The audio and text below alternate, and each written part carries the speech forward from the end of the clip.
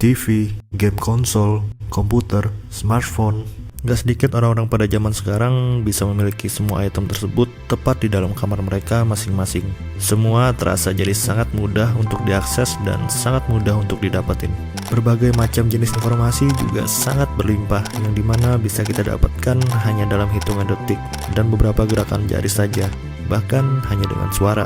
Dan semua itu bisa kita akses hanya dari kamar, bahkan tanpa perlu membuat kita beranjak dari kasur yang empuk. Hey Google, putar Stranger Things Season 4. Dengan terlalu banyak hal yang memberikan kita banyak hiburan dan distraksi seperti sekarang, bisakah kita tetap produktif?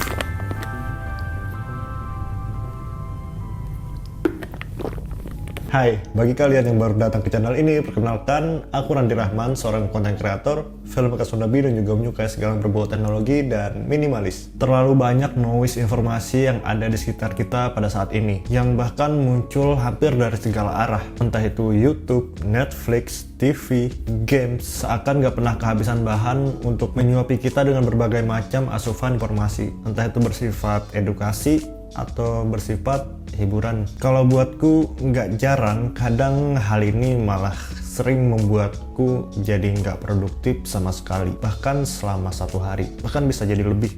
Mungkin kalau kita bisa mengkonsumsi semua informasi itu dengan cukup, mungkin malah akan sangat bagus. Tapi nggak gampang loh bisa ngerasa cukup dengan semua godaan yang ada saat ini. Nonton series di Netflix cuma satu episode aja, tapi malah keterusan ujung-ujungnya sampai season 7. Buka Twitter pas bangun tidur, lihat isu yang lagi rame, baca-baca-baca, dan merambat ke isu yang lainnya lagi, baca-baca-baca lagi, dan akhirnya baru sadar pas habis maghrib. Cukup menakutkan bagiku ketika menyadari banyak waktuku yang terbuang dengan sia-sia, tanpa ada sesuatu yang berharga yang bisa aku petik, atau tanpa ada sesuatu hal pun yang bisa aku buat. Itu tadilah salah satu hal yang melandasiku untuk membatasi sedikit waktuku untuk menggunakan sosial media secara paksa beberapa waktu yang lalu. Karena jujur, dibandingkan YouTube, Netflix, dan games, godaan untuk membuka sosial media itu jauh lebih berat daripada ketiga hal tadi. Menurutku, aku sudah melakukan cukup banyak hal agar bisa menekan kebiasaan yang menurutku buruk ini. Salah satunya adalah dengan menggunakan aplikasi digital wellbeing. Dan beruntungnya, usahaku untuk membatasi waktuku untuk menggunakan sosial media itu bisa dibilang cukup berhasil. Dari semenjak aku membuat video tentang membatasi pemakaian sosial media yang bisa kalian tonton di sini, aku masih mengaktifkannya sampai sekarang. Karena dulu aku sempat berhenti untuk membatasi waktuku untuk menggunakan sosial media. Karena pada saat itu aku sudah mulai jarang buka sosial media lagi. Jadi mungkin kuncinya udah agak ngefek kali ya. Itu menurutku dulu. Tapi nggak nyampe 1 bulan, ternyata kebiasaan burukku tersebut kembali lagi. Ya, akhirnya aku mengaktifkannya lagi. Selain aku membatasi waktu pemakaian sosial mediaku selama 1 hari penuh, sekarang aku mencoba untuk lebih meningkatkannya lagi. Yang dimana aku nggak akan bisa membuka sosial mediaku sama sekali dari jam 12 malam sampai jam 10 pagi. Dan ya, aku ngerasa perubahan yang jauh lebih positif lagi setelah mengaktifkan fitur itu. Aku nggak punya alasan untuk ngeliatin layar HP lagi di pagi hari. Jadi pilihanku untuk main HP itu udah kecoret. Dan aku punya pilihan-pilihan lain yang lebih baik. Entah itu beranjak dari kasur, sarapan pagi, journaling, mungkin workout, membaca buku, dan melakukan hal-hal lainnya yang sudah ada di dalam plannerku. Hanya dengan benda kecil seperti smartphone aja bisa membuatku jadi lupa dengan waktu dan bisa mengalihkanku dari hal-hal yang seharusnya aku selesaikan. Jadi yang aku pikirkan sekarang, benda sekecil itu aja bisa memberikan power yang sekuat itu. Apalagi yang lebih besar.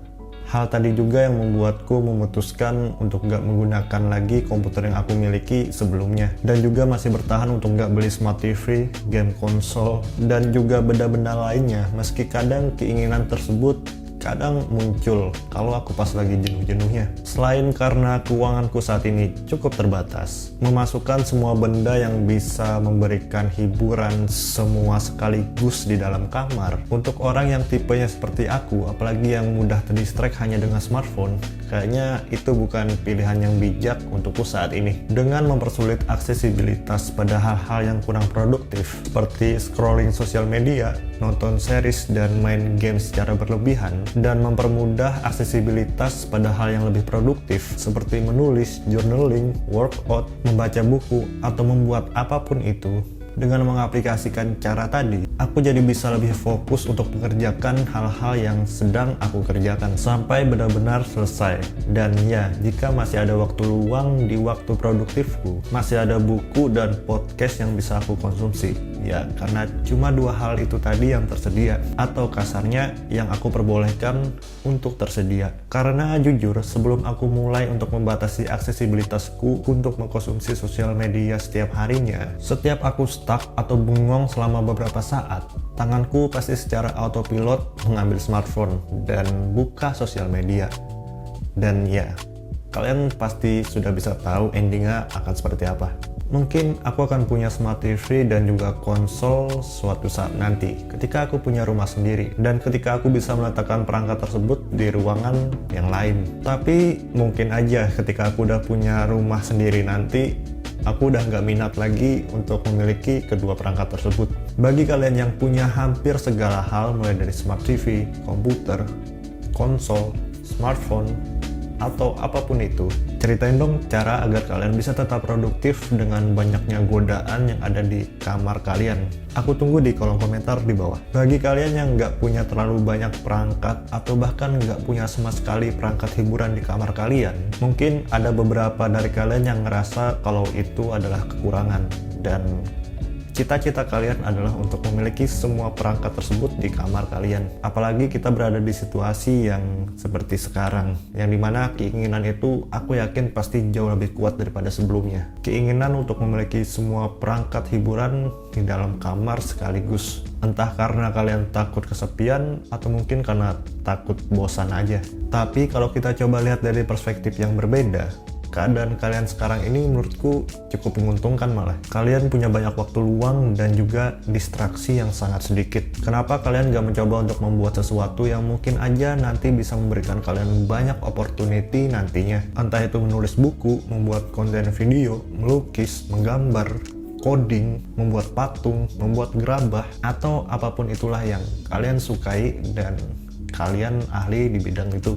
Dan jika kalian belum bisa membuat sesuatu dan kalian masih ngerasa banyak kekurangan, kalian bisa menggunakan waktu yang kalian miliki untuk mengkonsumsi hal-hal yang bisa memberikan nutrisi kepada otak kalian, yang bisa membentuk pola pikir kalian menjadi jauh lebih baik, dan juga yang bisa memberikan kalian skill yang baru. Entah dengan membaca buku, membaca artikel-artikel di internet, dengerin podcast dan nonton video dari orang-orang yang kreatif, ikut kursus online, ikut webinar, dan hal-hal lainnya yang bisa kalian dapatkan di internet. 5-6 jam dalam sehari bisa jadi lebih produktif dan bisa mempelajari banyak hal baru, tentu aja jauh lebih baik daripada nggak sama sekali kan.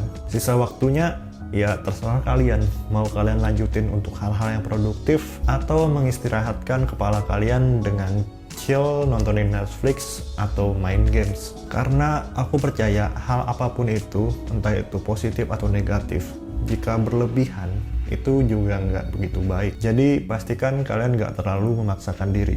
Dan ya, sampai sini aja video aku kali ini.